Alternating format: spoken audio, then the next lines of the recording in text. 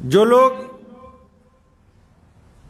اس بات کو پسند کرتے ہیں کہ اللہ تبارک و تعالیٰ ان سے محبت کرے اور اللہ تعالیٰ سے ان کا معاملہ اچھا ہو جائے، معاف کرنے کے دو طریقے ہوتے ہیں۔ ایک تو کوئی بندہ معافی مانگتا ہے تو معاف کرنے والا کہتا ہے کہ چلو کوئی بات نہیں، تمہیں معاف کر دیتے ہیں، لیکن قرآن پاک میں اللہ تبارک و تعالیٰ نے گنہگاروں سے جس انداز سے گفتگو فرمائی ہے اور نبی علیہ الصلوۃ والسلام نے جس کا بار بار ذکر کیا، اظہار فرمایا، اس میں غفور الرحیم کا لفظ استعمال کیا گیا۔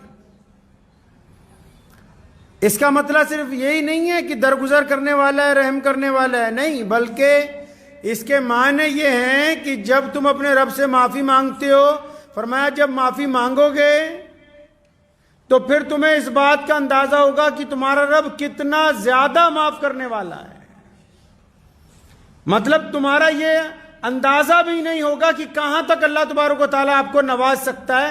مورخین نے، محدثین نے، علماء نے اس کے اوپر تشریح لکھی ہے کہ بعض مرتبہ جب کوئی بندہ توبہ کرتا ہے کسی گناہ کے بعد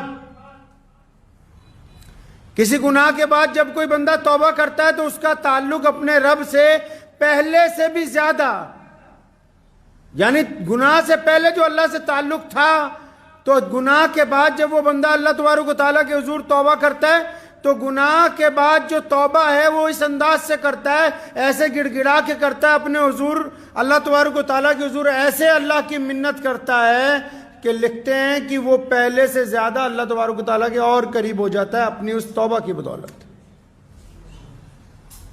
توبہ کا ذکر آج اس لیے آپ حضرات کے سامنے بار بار کر رہا ہوں کہ یہ شعبان کا مہینہ چل رہا ہے اور نبی علیہ الصلوۃ والسلام نے اسے اپنا مہینہ کہا، اور یہ استقبال رمضان کا مہینہ ہے۔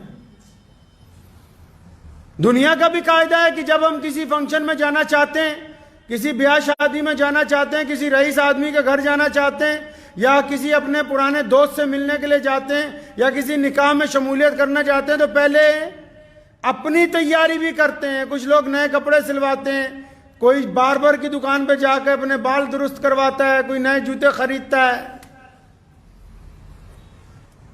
اپنے اوپر بھی بندہ محنت کرتا ہے کہ میں جس پروگرام میں جا رہا ہوں تاکہ مجھے دیکھ کے بھی دوسروں کو لگے کہ واقعی یہ بندہ اس محفل میں شامل ہونے کے لیے آیا ہے۔ تو رمضان کا استقبال جو ہے وہ شعبان میں بندے کو توبہ کے ذریعے کرنا چاہیے، اس مہینے میں اپنے رب سے معافی مانگنے کے ذریعے۔ اور یہ تو شب برات کا مہینہ ہے۔ ابھی 14 شعبان المعظم میں جس رات نبی علیہ الصلوۃ والسلام نے اللہ تبارک و تعالیٰ کی حضور دعائیں کی ہیں، جس رات رحمتیں اور برکتیں نازل ہوتی ہیں، مانگنے والے کو اللہ تبارک و تعالیٰ عطا فرماتے ہیں، دعائیں رد نہیں ہوتی، تو دعاؤں سے قبل اگر توبہ کی دعا کی جائے، دعا سے قبل اگر بندہ اپنے دل کا کوڑا کرکٹ صاف کر لے تو سب سے محبوب عمل یہی ہے۔ کسی نمازی سے بڑھ کے بھی، روزے دار سے، تہجد گزار سے بڑھ کے ایک بندہ، اور قرآن پاک میں بھی اس کا ذکر ہے، احادیث میں بھی بار بار ذکر ہے، کتنی بار توبہ کر لیں جب تک اللہ نے زندگی دی ہے۔ بہلول دانا بیٹھے ہوئے تھے قبرستان کے دروازے کے اندر، تو خلیفہ ہارون رشید گزرے، پوچھا بہلول کیا کر رہے ہو؟ خلیفہ جب گزرا ایک دفعہ بازار سے تو بہلول پہلے چوراہے پہ بیٹھا ہوا تھا، تو اتفاق سے پوچھا خلیفہ نے بہلول کیا کر رہے ہو؟ کہنے لگا اللہ کی اور بندوں کی صلح کروا رہا ہوں۔ تو خلیفہ کیونکہ سمجھتا تھا کہ یہ مغضوب ہے، مجنون آدمی ہے، تو مسکرایا اور نکل گیا۔ دوسرے دن پھر گزرا تو بہلول قبرستان کے دروازے پر بیٹھا ہوا تھا، پوچھا بہلول یہاں کیا کر رہے ہو؟ کہنا بس وہی کام جو کل چوراہے پہ کر رہا تھا آج یہاں کر رہا ہوں، اللہ اور بندوں کی صلح کروانے میں لگا ہوا ہوں میں بھائی۔ تو بادشاہ دانشور تھا، اس نے پوچھا اچھا کل چوراہے پہ بیٹھے ہوئے صلح کروا رہے تھے، آج قبرستان میں بیٹھے ہوئے کروا رہے ہو، دونوں میں فرق کیا ہے؟ کہنے لگے بہلول دانا رحمت اللہ علیہ، فرمایا کل جب چوراہے پر کھڑا ہو کے اللہ اور بندوں کی صلح کروا رہا تھا تب اللہ مان رہے تھے، بندہ مان نہیں رہا تھا۔ اللہ مان رہے تھے, بار بار کہہ رہے تھے ما غرک بربک الکریم, اور بار بار میں ایسے کہہ رہا تھا آ جا نماز پڑھ لیں, آ جاؤ دین کی طرف, آ جاؤ زنا چھوڑیں, گناہ چھوڑیں, بدکاری چھوڑیں, حرام خوری چھوڑیں. فرمایا اللہ تبارک و تعالیٰ بھی راضی تھے, ہاں بلاؤ بلاؤ میرے بندے کو, میں اس کو معاف کرنے کے لیے تیار ہوں. اور یہ بندہ تھا, میں بار بار کہتا ہوں آ جا, یہ مانتا ہی نہیں. تو پھر خلیفہ نے پوچھا تو پھر آج کیا کر رہے ہو؟ کہنے لگا آج پھر اللہ اور بندے کی صلح کروانے میں لگا ہوا ہوں. بندے کی جان نکل گئی, قبر میں ہے, اب بندہ تو مانتا ہے, رب نہیں مانتا. اب یہ کہتا ہے کہ ایک دفعہ اور زندگی مل جائے تو ان گناہوں سے توبہ کر لوں گا. اب اللہ کو کہتا ہوں کہ تو مان جا, اس کو معاف کر دے. وہ کہتا ہوں جب ہم معاف کرنے کے لیے تیار تھے اس وقت یہ معافی مانگنے کے لیے کیوں نہیں آیا؟ پیارے نبی حضرت محمد رسول اللہ صلی اللہ علیہ وسلم مسجد نبوی میں تشریف فرمائے, ایک بدو آیا.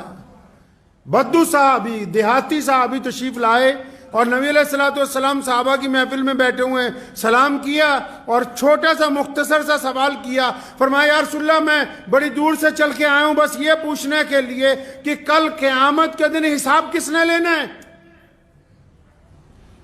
قیامت کے دن جب میزان لگا دیا جائے گا, جب دوسروں ساری دنیا کے کھاتے کھول دیے جائیں گے تو حساب کون لے گا؟ تو پیارے نبی علیہ السلام نے فرمایا کہ یہ تو ظاہر سی بات ہے, قیامت والے دن اللہ تعالیٰ بذات خود بندے کا حساب لیں گے. بس اتنا ہی سنا اور پھر واپس چل پڑا. صحابہ نے پوچھا بھلے بندے رکتا جا, بات تو بتا. فرمایا نہیں بس یہی پوچھنے کے لیے آیا تھا, اور جب رسول اللہ نے بتا دیا کہ اللہ ہی نے حساب لینا تو میرا مالک غفور الرحیم ہے, پھر کوئی ٹینشن کی بات نہیں ہے. اللہ تبارک و تعالیٰ بھی پھر اپنے بندے کے گمان کے ساتھ ہے. جو بندہ دنیا میں ڈر کے یہ سمجھ کے, لکھا قرآن پاک میں, نبی علیہ السلام نے فرمایا ایک بندہ گناہ کرتا ہے اور اس کے بعد جب معافی مانگنے جاتا ہے فرشتے کہتے ہیں یا اللہ اس نے ابھی کل معافی مانگی, آج پھر مانگ رہا ہے, آپ معاف کرنے کے لیے تیار ہیں. فرمایا دیکھو کچھ ایسے لوگ ہیں, کچھ ایسے بندے جو معافی مانگتے ہی نہیں, لیکن یہ میرا بندہ اس لیے معافی مانگنے آتا ہے کیونکہ اس کو پتا ہے میرا ایک رب ہے جو مجھے دیکھتا ہے, جو مجھے پکڑ سکتا ہے, لیکن اس نے مجھے مہلت دی رکھی ہے, اس لیے جب یہ مجھ سے معافی مانگتا ہے تو میں اس کو معاف کر دیتا ہوں. اور پھر یہ بندہ جب قیامت والے دن پیش ہوگا, اللہ تعالیٰ اپنی رحمت کی چادر اس پہ ڈال کے پوچھے گا ہاں عبد الرحمن, محمد شفیع, یہ کھاتا کھول لیا, فلاں گناہ کیا تھا. تو گناہ تو جو کیے ہیں مکر نہیں سکتا بندہ. جب گناہوں کی بات آئے گی, بڑے بڑے گناہوں کی, تو شرم کی وجہ سے, اللہ کے ڈر کی وجہ سے کہے گا یا اللہ مجھ سے بھول ہو گئی تھی, مجھے یاد نہیں, بس یہ والا کیا یا نہیں کیا. لکھا جب چھوٹے چھوٹے گناہوں کا ذکر آئے گا تو کہے گا ہاں یا اللہ یہ کیا تھا, یہ ہو گیا تھا, جھوٹ بول دیا تھا, فلاں کام کر دیا تھا. اچھا گناہوں کی گنتی ہونے لگے گی تو اچانک پھر اللہ تبارک و تعالیٰ کی طرف سے فیصلہ سنایا جائے گا بھی جتنے گناہ اس نے تسلیم کر لیے ہیں ان کو نیکیوں میں بدل دو. تو جب اس کو یہ پتہ لگے گا کہ میرے گناہ نیکیوں میں بدلے جائیں گے, پھر کہے گا یا اللہ رک جائیے, مجھے یاد آ گیا فلاں فلاں بڑے بڑے بھی گناہ کیے تھے, تاکہ وہ بھی اب نیکیوں کے اندر تبدیل ہو جائیں. کہ اللہ تبارک و تعالیٰ غفور الرحیم ہے, معاف کرنے والا ہے, بندے کے گمان کے ساتھ ہے اللہ تبارک و تعالیٰ. ہم کیسا گمان اللہ تبارک و تعالیٰ سے رکھتے ہیں؟ اللہ تبارک و تعالیٰ نے جن کو ایمان کی دولت عطا فرمائی ہے ان کو دونوں نعمتیں ہیں, ان کے لیے جزا بھی بہت زیادہ ہے لیکن سزا بھی انہی کے لیے. سب پہلے سزا بھی انہی کے لیے. جس کو پولیس کی وردی پہنا دی گئی وہ تو چوری نہیں نہ کر سکتا. اگر کوئی محکمہ جس کے ذمہ لگایا گیا ہو کہ فلاں جگہ کی حفاظت کرنی ہے, اس محکمے کا کوئی ملازم اگر اس چوری کے اندر آ جائے تو پھر دو سزا ہوتی ہے, ایک تو چوری کی, دوسری اس ڈپارٹمنٹ کی طرف سے بھی کہ بھائی نوکری الگ کر دی جائے, سزا دی جائے, تاکہ بھائی اس کی تو ذمہ داری لگائی تھی. تو اللہ تبارک و تعالیٰ نے جن کو ذمہ داری عطا کی ہو, جن کو سمجھ عطا کی ہو کہ اللہ تبارک و تعالیٰ کی طرف آؤ, اپنے رب کے حضور توبہ کرو, توبہ کرنے والوں میں شامل ہو جاؤ, اب وہ بھی بندے اس طرف توجہ نہ دیں، اس چکر میں لگے رہے کہ نہیں بس کوئی بات نہیں، آج کریں گے، کل کریں گے، کل کریں گے، پرسوں کریں گے، آج کل پرسوں میں تو اللہ تبارک و تعالیٰ کے میزان کو دیکھیں، اللہ تعالیٰ کی گنتی کو دیکھیں، دنیا میں بچوں کی تعداد زیادہ ہے، پوری دنیا میں بچوں کی تعداد زیادہ ہے۔ آپ کسی بڑے گھر میں چلے جائیں، گاؤں میں چلے جائیں، تو آپ گلی محلے میں سے گزریں گے تو 40-50 بچے بھاگتے دوڑتے مل جائیں گے۔ گھر کے اندر جائیں گے تو بچوں کے بعد بڑی تعداد نوجوانوں کی ملیں گی، مرد، عورتیں، اور ان کے بعد اگر اندر جائیں گے تو پھر بڈھوں کی تعداد ملے گی، ہر گھر میں ایک آدھی بڑھیا، ایک آدھا بوڑھا آدمی موجود ہوگا۔ تو اللہ تعالیٰ کا نظام سمجھ میں نہیں آ رہا، بچے سب سے زیادہ ہیں، بڈھے سب سے کم ہیں، نوجوان درمیان میں ہیں۔ کیوں؟ یہ بچوں کی تعداد جو زیادہ ہے، نوجوانوں کی ان سے کم ہے، تو یہ اللہ تبارک و تعالیٰ ہمیں سمجھا رہے ہیں کہ دیکھو ہر ایک بچہ جوان نہیں ہوتا، اس لیے جوان بچوں سے کم ہیں،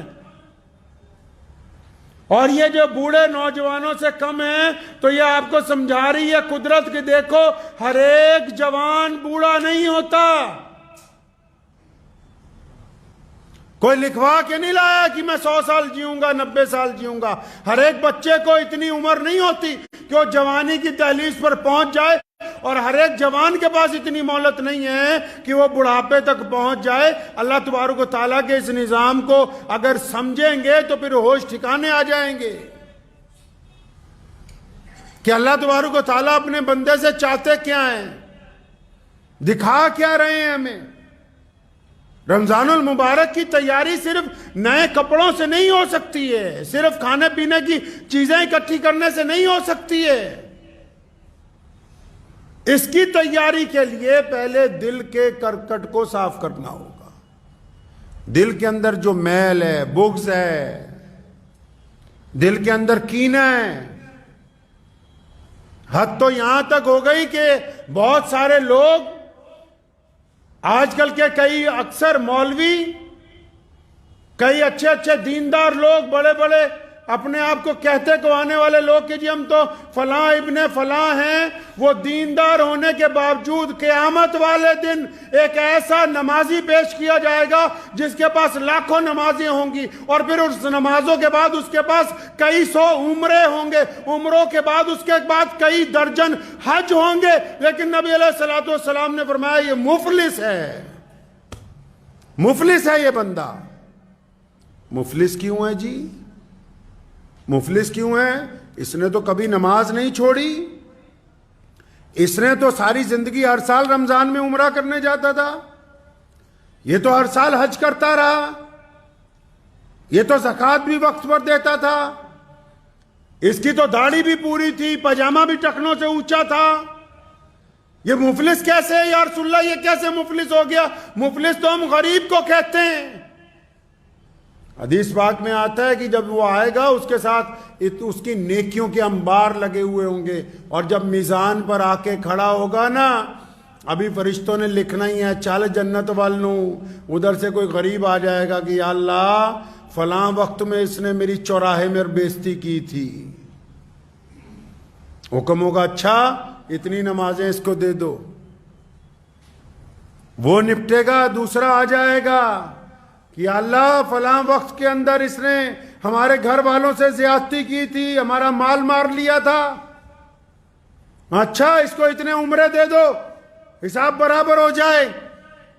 ایک ایک مظلوم آتا رہے گا، اور اتنے مظلوم آئیں گے ان کی گنڈا گردی کی وجہ سے، جو مسجدوں میں بیٹھ کے گنڈا گردی کرتے ہیں، جو ممبروں پہ بیٹھ کے لوگوں کو گالیاں دیتے ہیں، اور جو یہ سمجھتے ہیں کہ ہم کسی کی بے عزتی کر کے بہت بڑے ترم خاں بن گئے۔ کل قیامت کا دن ہوگا، جن کی بے عزتی کی ہوگی، جن نمازیوں سے بد اخلاقی کی ہوگی، جن کے سامنے اپنی بہت بڑی عالمیت جھاڑی ہوگی، جن کو یہ کہا ہوگا کہ ہم تو سرمایہ دار ہیں، یہ تو ہمارے باپ کی مسجد ہے، ان سب کے لیے تمہاری نیکیاں بانٹی جائیں گی، اور اس کے بعد ہوگا کیا؟ نیکیاں ختم ہو جائیں گی، سوال کرنے والے پھر بھی کھڑے رہ جائیں گے۔